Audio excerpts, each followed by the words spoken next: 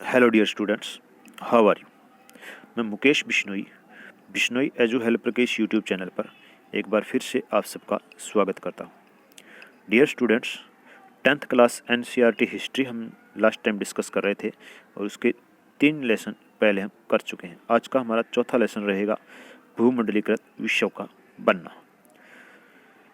अगर आपने पहली वीडियोस नहीं देखी है तो वो प्लेलिस्ट में जा कर के देख लीजिए। जो भी इम्पोर्टेंट वन लाइनर क्वेश्चन है हमने डिस्कस किए हुए हैं और मोस्टली वन लाइनर क्वेश्चन ही हम डिस्कस करेंगे, क्योंकि इसके अंदर जो छोटी छोटी बातें किसी भी बड़े क्वेश्चन से रिलेटेड क्लियर हो जाती है तो वो भी लिखना आसान हो जाता है। और दूसरा,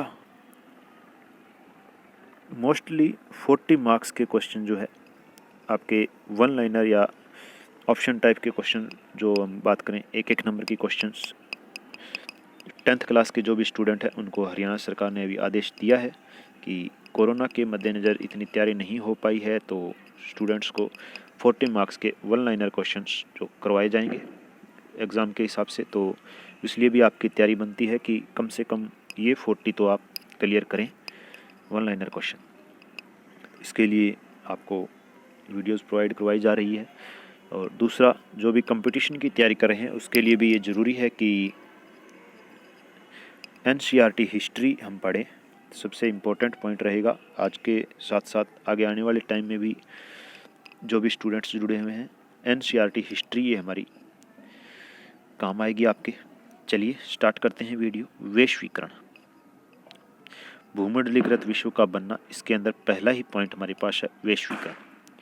ऐसी प्रक्रिया जिसमें विश्व अर्थव्यवस्थाएं एक दूसरे के घनिष्ठ संपर्क में आती है उसको कहेंगे वैश्वीकरण। प्राचीन काल में वैश्वीकरण किस तरीके से होता था, यानी कि अर्थव्यवस्थाएं एक दूसरे के समीप घनिष्ठ संपर्क में किस तरीके से आती थी, तो ये हमारे पास प्राचीन काल में यात्री, पुजारी, व्यापारी, तीर्थयात्री जो है ज्ञान, अवसरों और आध्यात्मिक शांति के लिए एक स्थान से दूसरे स्थान पर जाते थे, तो यानी कि एक दूसरे के संपर्क में लोग आते थे उस टाइम में। सिल्क रूट इंपॉर्टेंट पॉइंट है। वे जल और थल मार्ग जिनका प्रयोग आधुनिक काल से पहले चीन से रेशम का व्यापार करने के लिए किया जाता था, उसको सिल्क रूट कहा जाता था। भोजन की यात्रा, ये काफ़ी इम्पोर्टेंट पॉइंट है। तो भोजन की यात्रा यानी कि एक देश से दूसरे देश में कौन कौन सी खाने पीने की चीज़ें पहुंची। जैसे हमारे यहाँ पर आलू जो है ये हमारे हिंदुस्तान की जो पारंपरिक भोजन नहीं है, इसको बाद में लाया गया है। तो इसी तरीके की टमाटर, मिर्च, ये भी हमारा पारंपरिक भोजन नहीं है। तो देखते हैं क्या क्या रहेगा। चीन से नूडल्स पश्चिमी देशों में पहुंचे। चीन से नूडल्स फास्ट फूड पश्चिमी देशों में गए। इससे पहले इनको नूडल्स के बारे में पता नहीं था। अरब से पास्ता सिसिली पहुंचा। अरब से पास्ता जो है सिसिली पहुंचा। अमेरिका से आलू, सोया, मूंगफली, मक्का, टमाटर, मिर्च और शक्करकंद यूरोप और एशिया में पहुंचे। तो क्या क्या रहेगा, ये पॉइंट इंपॉर्टेंट है। चीन से नूडल्स, अरब से पास्ता सिसिली पहुंचा और नूडल्स जो है पश्चिमी देशों में यानी कि यूरोप में पहुंचा। अमेरिका से आलू, सोया, मूंगफली, मक्का, टमाटर, मिर्च और शक्करकंद, ये जो है यूरोप और एशिया में अमेरिका से आएंगे। आलू अकाल आयरलैंड से संबंधित रहेगा। 1845 से 1849 के बीच भयंकर आलू अकाल पड़ा, जिसके अंदर 10 लाख लोग भूख से मारे गए थे। तो आयरलैंड के अंदर भूख से इतने लोग मारे गए थे। नेक्स्ट है हमारे पास उपनिवेशवाद का आरंभ। 16वीं सदी के मध्य तक आते आते यूरोपीय शक्तियों ने अमेरिका को गुलाम बनाना शुरू कर दिया, तो यहाँ पर ये उपनिवेशवाद शुरू हुआ था। चेचक कीटाणु, तो ये जो है इम्पोर्टेंट पॉइंट रहेगा अमेरिका के गुलाम बनने के अंदर, क्योंकि अमेरिका काफ़ी वर्षों तक अलग थलग पड़ा रहा था। किसी को भी मतलब बिल्कुल समुद्र से घिरा होने के कारण कोई भी यहाँ पर उस समय तक नहीं पहुँचा था। तो इसको गुलाम बनाने के लिए क्या चाल चली गई, तो देखते हैं। अमेरिका को गुलाम बनाने के लिए पुर्तगाली और स्पेनिश सैनिकों ने हथियार का प्रयोग किया, यानी कि वो अपने साथ में चेचक के कीटाणु लेकर गए थे। उस टाइम तक अमेरिका के अंदर इस तरीके की कोई बीमारी नहीं थी, इसलिए लोगों के अंदर इस बीमारी से बचने की रोग प्रतिरोधक क्षमता नहीं थी। इसलिए जो स्पेनिश और पुर्तगाली सैनिक वहाँ पर पहुँचे तो वो अपने साथ में चेचक के कीटाणु लेकर गए और इससे बहुत ज़्यादा लोग जो है चेचक से प्रभावित हुए और उन्हें गुलाम बनाने में इनको एक हथियार मिला, चेचक के कीटाणु। नेक्स्ट है विश्व अर्थव्यवस्था का उदय। तो विश्व अर्थव्यवस्था का उदय कब हुआ? यूरोप में औद्योगिकरण का विकास होने से। किसे? 19वीं सदी के आखिरी दशकों में यूरोप में औद्योगिकरण का पूरा विकास होने से विश्व अर्थव्यवस्था का उदय हुआ। तो ये ज़्यादा इम्पोर्टेंट पॉइंट नहीं है। इम्पोर्टेंट पॉइंट ये है कॉरन लॉ। कॉरन लॉ ब्रिटेन में मक्का के आयात पर प्रतिबंध लगाने वाला कानून कॉरन लॉ के नाम से जाना जाता है। ब्रिटेन में मक्का का आयात, अमेरिका से मक्का नहीं आना चाहिए ब्रिटेन के अंदर, इसके ऊपर प्रतिबंध लगाने वाला एक कानून बना था। इसको कॉरन लॉ के नाम से जाना जाता है। बाद में इसको निरस्त कर दिया गया था। ये वहाँ के जो ब्रिटेन के सामान्य जो किसान थे उनकी हालत में सुधार करने के लिए किया गया था, क्योंकि जो आयात किया हुआ मक्का था वो बहुत सस्ता था और जो ब्रिटेन के खुद के जो उत्पादन में बहुत ज़्यादा टेक्निक विकसित नहीं होने की वजह से खर्चा आता था, इसलिए वहाँ के किसानों को बहुत ज़्यादा नुकसान होता था। इसलिए आयात पर प्रतिबंध का जो कानून लगाया गया। इसके बाद है विस्थापन। विस्थापन के अंदर यूरोप के लगभग 5 करोड़ लोग 19वीं शताब्दी में यूरोप के 5 करोड़ लोग अमेरिका और ऑस्ट्रेलिया में जाकर बस गए। अफ्रीका का बंटवारा, ये भी काफ़ी इंटरेस्टिंग पॉइंट है। अफ्रीका का बंटवारा 1885 में यूरोप के शक्तिशाली राष्ट्रों ने अफ्रीका के नक्शे पर फुट्टे से लाइनें खींचकर पूरे महाद्वीप को अपना गुलाम बना लिया। यानी कि अफ्रीका महाद्वीप के अंदर ऐसे लाइनें खींची और कहा ये मेरा, ये मेरा, ये इसका, ये इसका। इस तरीके से जो भी यूरोप की औपनिवेशिक शक्तियाँ थी, इन्होंने अफ्रीका को अपने अपने अधिकार क्षेत्र में बांट लिया था। तो किस किस तरीके से देखते हैं। सबसे पहला ही है इंग्लैंड। इंग्लैंड के अंदर दक्षिण अफ्रीका, उत्तरी रोडेशिया, दक्षिणी रोडेशिया, मिस्र और सूडान ये रहेंगे। जर्मनी के अंदर जर्मन दक्षिणी पश्चिमी अफ्रीका, जर्मन पूर्वी अफ्रीका और कैमरून ये रहेंगे जर्मनी के अंडर में। फ्रांस के अंडर में मोरक्को, अल्जीरिया और मेडागास्कर। पुर्तगालियों के अंडर में अंगोला, पुर्तगाली पूर्वी अफ्रीका, ये इतने इलाके इनके इन्होंने फुट्टे से जो मैप के ऊपर लाइनें खींचकर बांट लिए थे। इसके बाद इम्पोर्टेंट पॉइंट है रिंडरपेस्ट। रिंडरपेस्ट यह मवेशियों के प्लेग की बीमारी थी जो 1890 के दशक में अफ्रीका में फैली। अफ्रीका में 1890 के दशक में ये फैली थी और इस बीमारी की वजह से अफ्रीका को गुलाम बनाने में औपनिवेशिक शक्तियों को बहुत ज़्यादा सहायता मिली थी, क्योंकि अफ्रीका के लोगों का मूल कार्य जो था वो मवेशियों को चराने का था। वो सिर्फ अपने पशुओं को पालते थे, जंगलों में चराते थे और उन्हीं से ही अपना गुजर बसर करते थे। लेकिन ये बीमारी जो है प्लेग की बीमारी, रिंडरपेस्ट नाम से जो चली, इसने अपने मार्ग में आने वाले 90% मवेशियों को मौत के घाट उतार दिया। यानी कि जो भी पशु इसके संपर्क में आया वो मर गया था। तो 90% अफ्रीका जो है पशुओं से ख़त्म हो गया था। इसलिए जो लोगों के पास अब कोई काम नहीं बचा था तो वो मजबूरन इनके अंडर में, औपनिवेशिक शक्तियों के अंडर में काम करने को राजी हुए थे। नेक्स्ट है गिरमिटिया मजदूर। गिरमिटिया मजदूर ये हमने पीछे के चैप्टर्स में भी डिस्कस किया है, अगर पता हो तो। चलिए देखते हैं। इन मजदूरों को एक अनुबंध के अंतर्गत कैरिबियाई द्वीपों जैसे मॉरिशस और फिजी में भेजा जाता था। अवध के जो एक सन्यासी थे, हमने लास्ट वीडियो में डिस्कस किया था, कमेंट करके बताएंगे क्या नाम था उनका। अवध के सन्यासी के नाम से जाना जाता था और वो भी गिरमिटिया मजदूर के रूप में काम कर चुके थे। 1921 में इस प्रथा को बंद कर दिया गया। अफीम व्यापार 1820 के दशक में ब्रिटेन द्वारा भारत में अफीम पैदा करके चीन को बेचा जाता था। तो ये अफीम का व्यापार था, ध्यान रखेंगे। ब्रिटेन भारत में अफीम पैदा करके चीन को बेचता था। नेक्स्ट है व्यापार अधिशेष व्यवस्था। व्यापार अधिशेष व्यवस्था ये व्यवस्था क्या थी कि इस तरीके की व्यापार व्यवस्था लागू की अंग्रेजों ने जिसमें फ़ायदा हमेशा ब्रिटेन वालों को ही होता था। चाहे वो आयात करें चाहे निर्यात करें, हमेशा ब्रिटेन के निवासियों को ही फायदा हो, ऐसी व्यवहार व्यवस्था लागू की गई, जिसे व्यापार अधिशेष व्यवस्था का नाम दिया गया। इसके बाद आता है प्रथम विश्व युद्ध। 1914 से 18 तक लड़ा गया था। इसमें भाग लेने वाले 2 पार्ट थे, यानी कि 2 शक्तियां आपस में लड़ रही थी। उन शक्तियों में एक तो था मित्र राष्ट्र, उसके अंदर इंग्लैंड, फ्रांस और रूस रहेंगे। दूसरा केंद्रीय शक्तियां, इसके अंदर जर्मनी, ऑस्ट्रिया हंगरी और तुर्की रहेंगे। तो ये जो थे, जो प्रथम विश्व युद्ध के अंदर शक्तियाँ थी जो आपस में लड़ रही थी। नेक्स्ट है हमारे पास प्रथम विश्व युद्ध में विनाश। तो प्रथम विश्व युद्ध में 90 लाख से ज़्यादा लोग मारे गए और 2 करोड़ से अधिक घायल हुए थे। तो ये विनाश प्रथम विश्व युद्ध का रहेगा। आर्थिक महामंदी 1929 से 1933 तक जारी रही महामंदी। इससे बड़ी संख्या में कंपनियां बंद हो गई और बहुत अधिक लोग बेरोजगार हो गए 1929 से 33 तक। भारत के जो ग्रामीण क्षेत्रों में इसका सबसे कम प्रभाव पड़ा था, क्योंकि मोस्टली इसके अंदर जो कंपनियां थी, जो उद्योग धंधे थे, उनके ऊपर ज़्यादा असर पड़ा था। तो टाइम रहेगा 1929 से 33 तक। अमेरिका इससे बिल्कुल बुरी तरीके से मार में आया था और बहुत ज़्यादा नुकसान अमेरिका को हुआ था। भारत और महामंदी के अंदर क्या कहता है, भारत के ग्रामीण काश्तकारों को महामंदी ने तबाह करके रख दिया, जबकि शहरी क्षेत्रों के लोगों को महामंदी का इतना असर नहीं पड़ा था। जो भी छोटे मोटे उद्योग धंधे थे वो पूरी तरीके से इसकी चपेट में आए थे। तो जो उद्योग धंधों से जुड़े हुए लोग नहीं थे उनके ऊपर बहुत कम असर पड़ा। बाकी शहरी, ग्रामीण, पूरी दुनिया के अंदर इसका असर देखने को मिलेगा।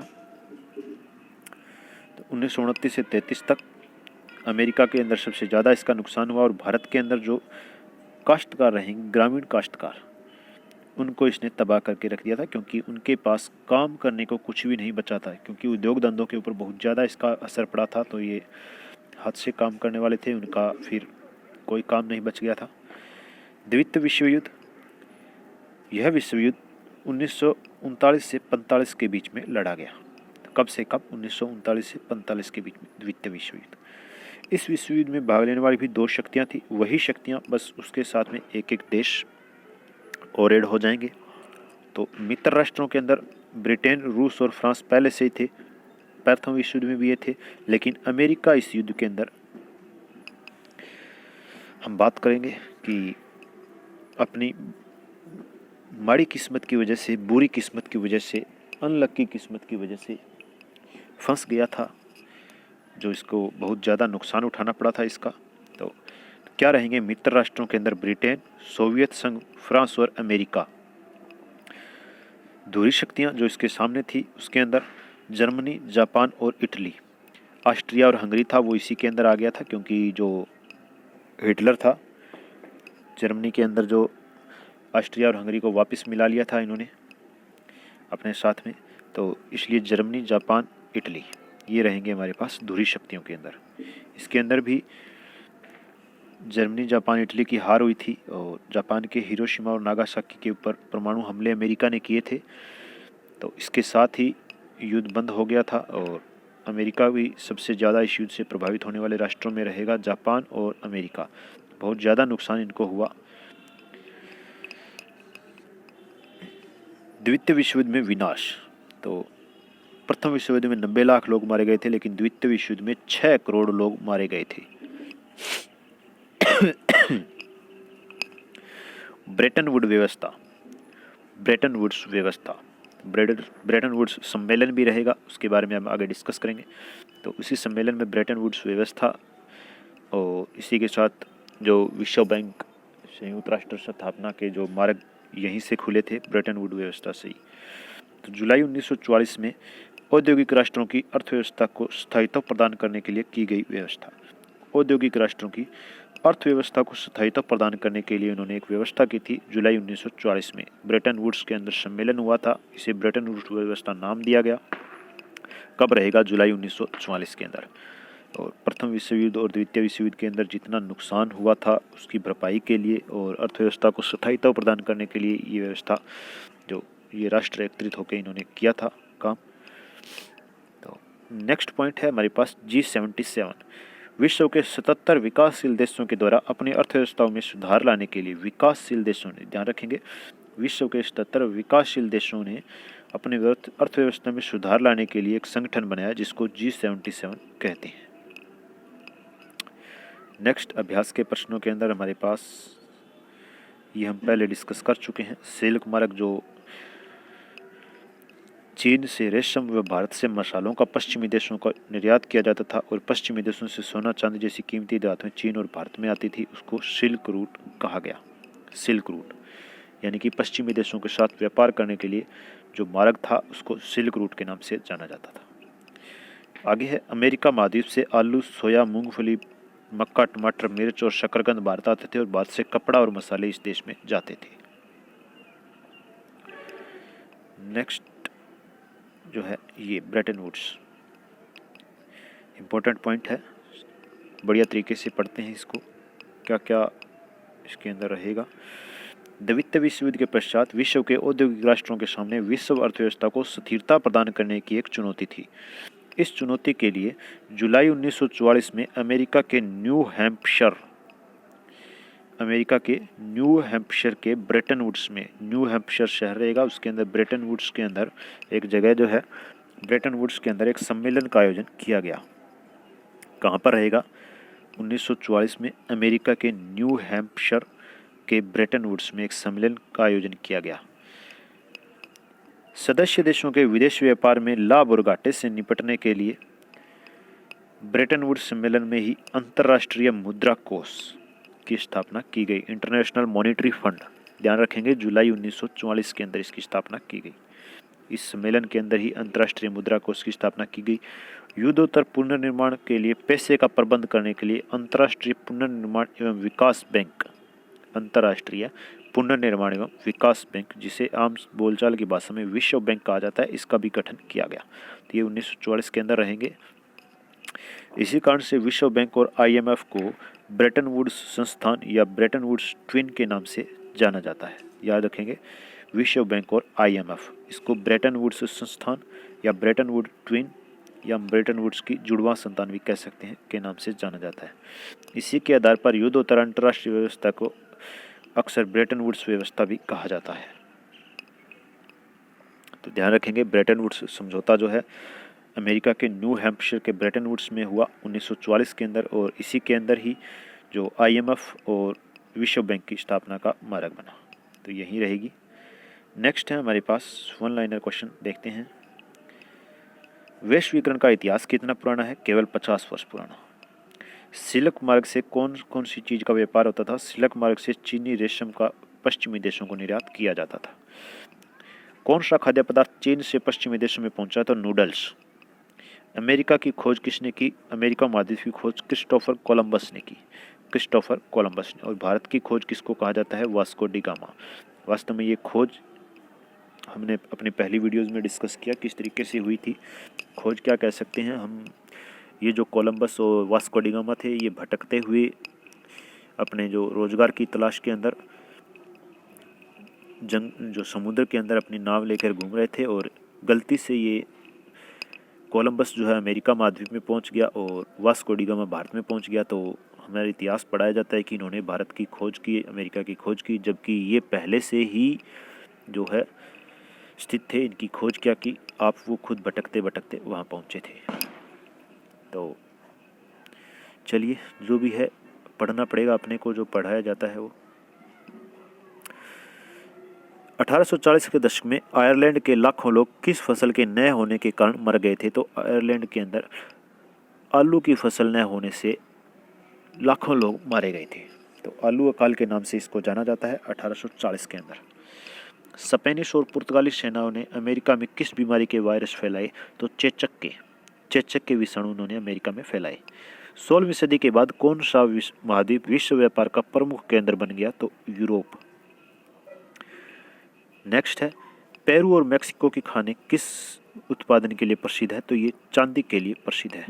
पेरू और मेक्सिको के खाने चांदी उत्पादन के लिए रहेगी।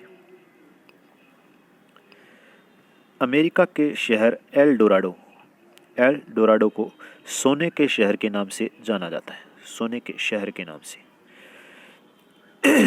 नेक्स्ट, कॉरन लॉ क्या था? ये हमने पहले डिस्कस किया। इंग्लैंड की सरकार के द्वारा पास किया गया कानून था जिसके अंदर इंग्लैंड में मक्के के आयात पर रोक लगा दी गई थी। 19वीं सदी में यूरोप के कितने लोग? 5 करोड़ लोग। कहाँ जाकर बस गए? ऑस्ट्रेलिया और अमेरिका के अंदर। श्रम प्रवाह का क्या अर्थ है? कि एक देश से दूसरे देश के अंदर लोगों का काम की तलाश में जाना श्रम प्रवाह कहलाता है।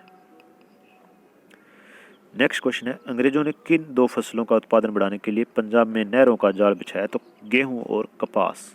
इसके लिए अंग्रेजों ने पंजाब में नहरें बनवाई थी।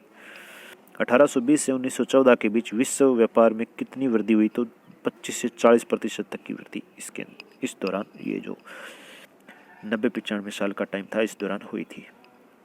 1885 में यूरोप के ताकतवर देशों ने बर्लिन में बैठकर किस महाद्वीप के नक्शे पर लकीरें खींचकर आपस में बांट लिया? तो 1885 में यूरोप के ताकतवर देशों ने बर्लिन में बैठकर, 1885 में ध्यान रखेंगे, बर्लिन में बैठकर अफ्रीका के नक्शे पर लकीरें खींचकर आपस में बांटा था।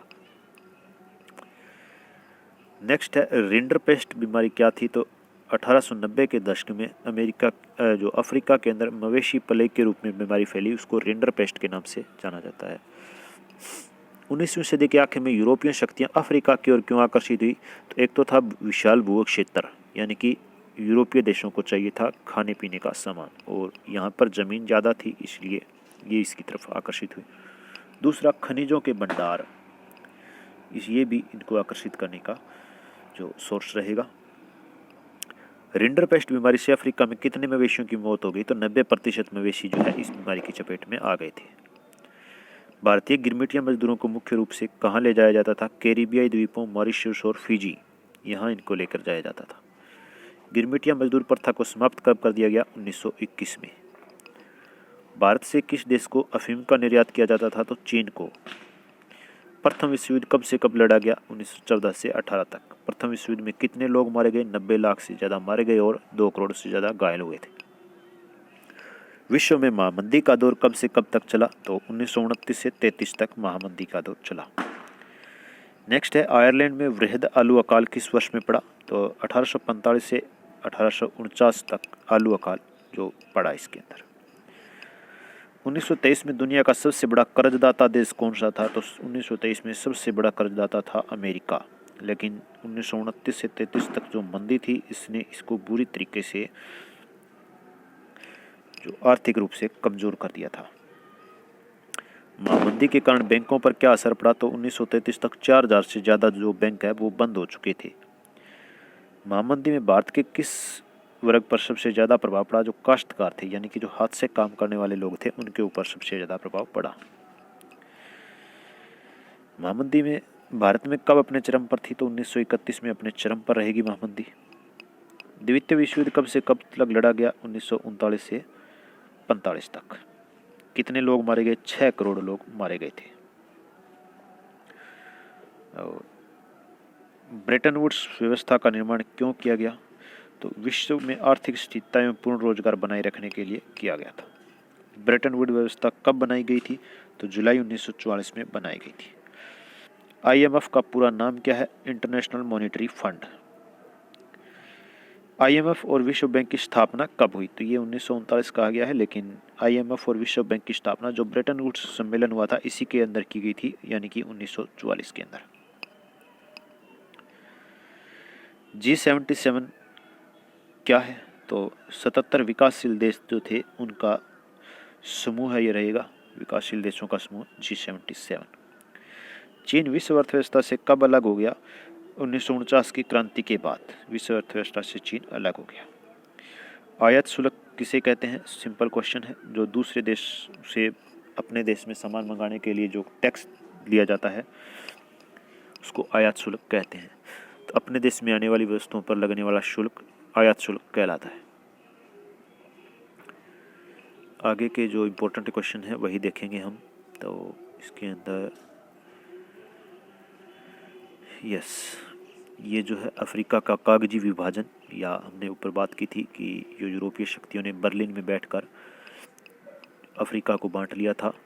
तो 1855 में यूरोप के ताकतवर देशों ने बर्लिन में एक बैठक बुलाई और अफ्रीका के नक्शे पर ही लकीरें खींचकर आपस में बांट लिया। इसे अफ्रीका का कागजी विभाजन कहकर पुकारा गया। बेगार का क्या अर्थ है? तो बेगार जो है बिना वेतन दिए बलपूर्वक काम कराना बेगार कहलाता है। किसी व्यक्ति से बिना वेतन दिए बलपूर्वक काम कराना। दूसरे विश्व युद्ध में मित्र एवं दूरी राष्ट्र कौन कौन से थे? तो मित्र राष्ट्रों के अंदर ब्रिटेन, सोवियत, रूस, फ्रांस और अमेरिका। दूरी राष्ट्रों के अंदर जर्मनी, जापान और इटली। वीटो या निषेधाधिकार से क्या समझते हैं? असहमति होना। वीटो का मतलब का कोई भी एक जो सदस्य है वो किसी भी प्रस्ताव से असहमत हो तो उसको खारिज कर दिया जाता है, ये वीटो पावर कहलाती है। Sir Henry Morton Stanley, Henry Morton Stanley कौन थे? ये ब्रिटिश पत्रकार और खोजी, ब्रिटिश पत्रकार और खोजी रहेंगे। नेक्स्ट हमारे पास वन लाइनर क्वेश्चन के बाद ऑप्शन टाइप क्वेश्चंस हैं। और प्राचीन काल में लोग दूर दूर की यात्राओं पर क्यों जाते थे? तो ज्ञान प्राप्ति के लिए, उत्पीड़न, यात्रापूर्ण जीवन से बचने के लिए, आध्यात्मिक शांति के लिए, बहुत से लोगों के पास कारण थे, तो ये सभी कारण इसके अंदर रहेंगे। प्राचीन काल में लोग अपनी यात्राओं पर साथ क्या लेकर चलते थे? तो वो दूसरे देशों के यात्रा पर अगर निकल जाते थे तो उनके साथ में बीमारी के कीटाणु रहेंगे, उनकी जो खुद की मूल्य मान्यताएं रहेंगी, उनके खुद के विचार, आविष्कार, हुनर, वो सारी चीज़ें अपने उनके साथ ही चलती थी।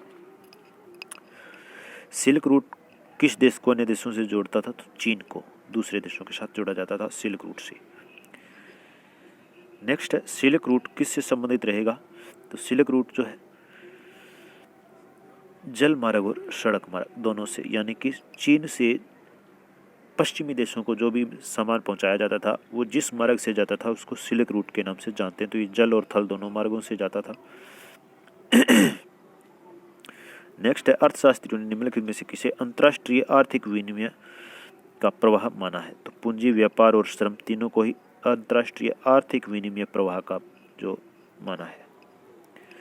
निम्नलिखित में से किस यूरोपीय देश ने सबसे पहले अमेरिका पर अधिकार किया? तो पुर्तगाल और स्पेन। ये लोग चेचक के विषाणु अपने साथ लेकर गए थे और अमेरिका पर सबसे पहले इन्होंने जो है अपना कब्जा किया था।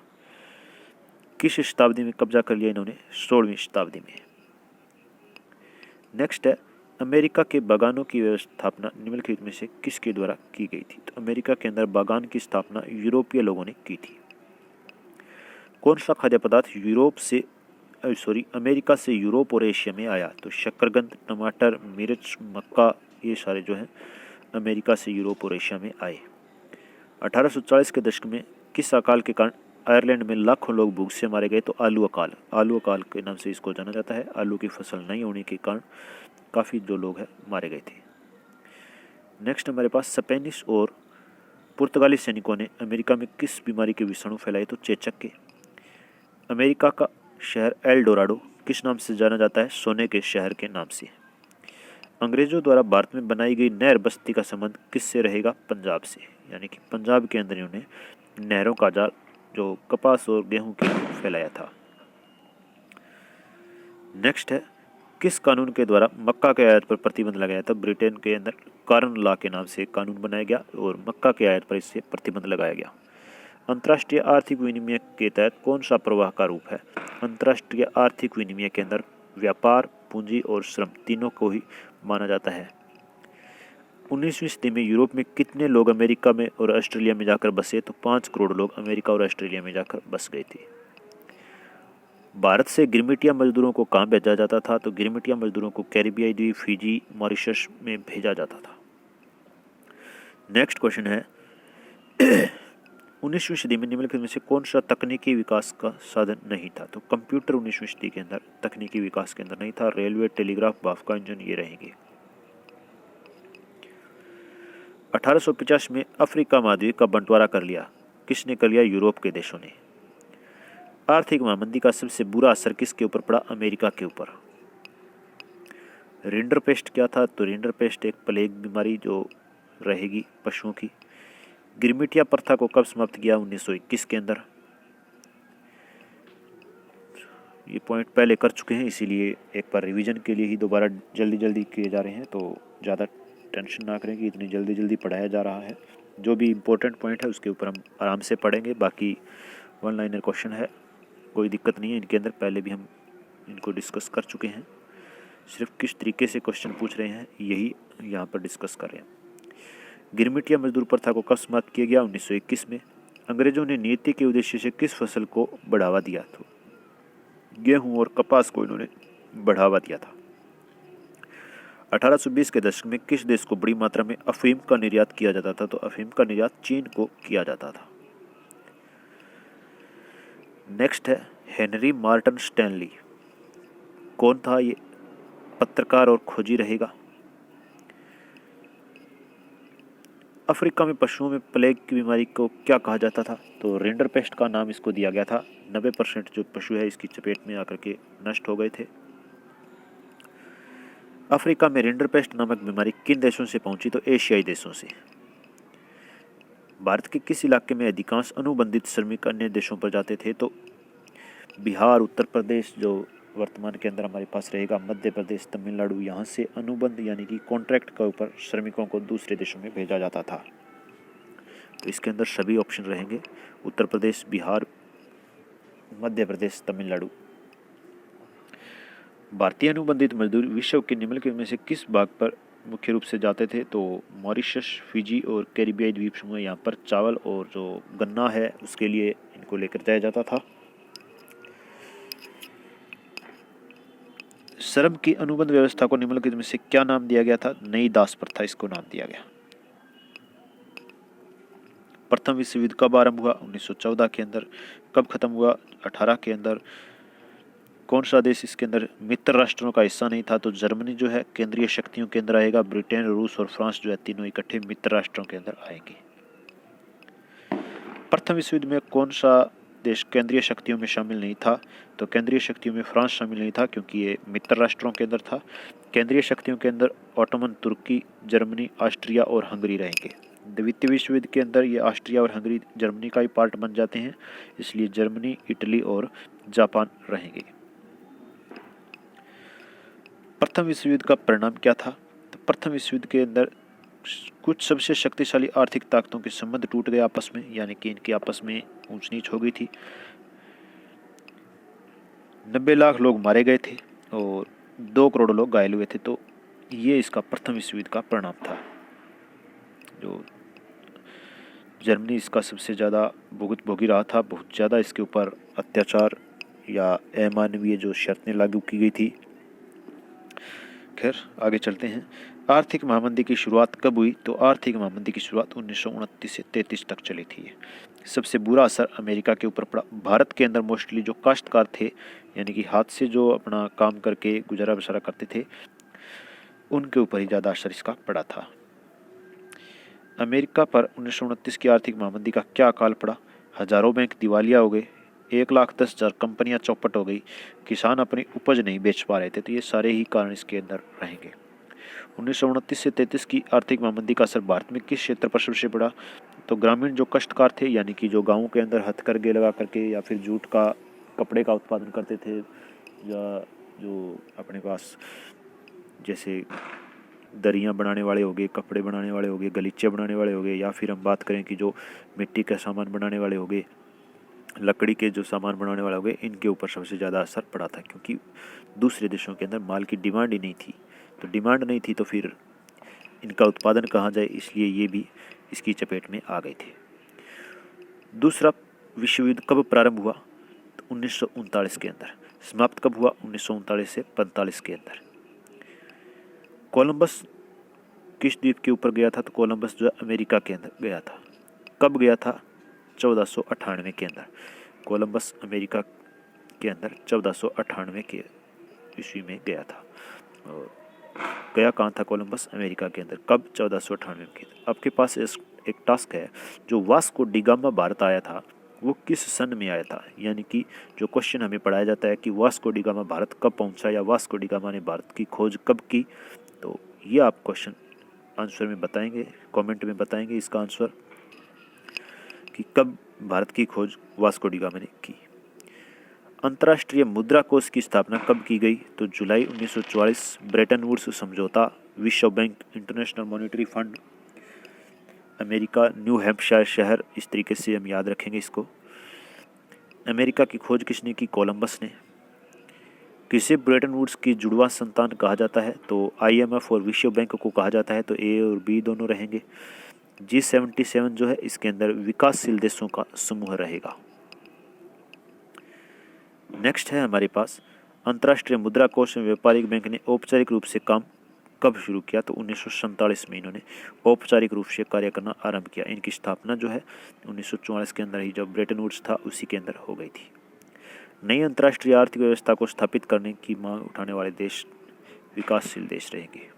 विकासशील देशों ने नई आर्थिक व्यवस्था की स्थापना करने के लिए मांग उठाई थी। और इसकी मांग के फलस्वरूप आगे विश्व व्यापार संगठन या और इसी तरीके की संयुक्त राष्ट्र के अंदर जो स्थापनाएं हुई थी, तो विकासशील देशों ने मांग उठाई थी इसकी। चटनी म्यूजिक, चटनी म्यूजिक का संबंध अप्रवासी भारतीयों से रहेगा। चटनी म्यूजिक अप्रवासी भारतीयों से संबंधित है। इंपॉर्टेंट पॉइंट है, चटनी म्यूजिक किससे संबंधित है? अप्रवासी भारतीयों से। नेक्स्ट है, त्रिनिदाद में मुहर्रम के सालाना जुलूस के विशाल उत्सवी मेले को क्या नाम दिया गया था? यानी कि त्रिनिदाद जो द्वीप समूह था, इसके ऊपर मुहर्रम के जो मुसलमानों का त्यौहार होता है मुहर्रम, उसके ऊपर जो जुलूस निकाला जाता था उसको क्या नाम दिया गया था? होसी। क्या नाम रहेगा उसका? होसी।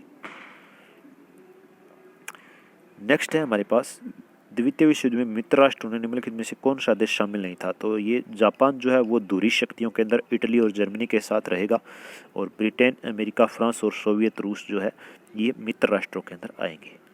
द्वितीय विश्व युद्ध में दूरी राष्ट्रों के अंदर कौन सा देश शामिल नहीं था? तो इटली, जापान और जर्मनी, ये 3 मित्र राष्ट्र रहेंगे, दूरी शक्तियाँ रहेगी, और फ्रांस जो है मित्र राष्ट्रों के अंदर रहेगा। तो दूरी राष्ट्रों में कौन शामिल नहीं था? फ्रांस। तो आज का हमारा भूमंडलीकृत विश्व का चैप्टर जो है कंप्लीट होता है। इसके अंदर जो भी इम्पोर्टेंट पॉइंट थे हमने डिस्कस किए, और आगे के चैप्टर्स की वीडियो जल्द ही आप सबको प्रोवाइड की जाएगी। उसके लिए सबसे ज़रूरी काम, बिश्नोई एजू हेल्प का ये जो यूट्यूब चैनल आप लोग सब्सक्राइब कीजिए, अपने फ्रेंड्स को भी सब्सक्राइब करने के लिए कहिए, और जितना हो उसके वीडियोज़ को लाइक कीजिए, शेयर कीजिए। इसी के साथ जय हिंद, जय भारत।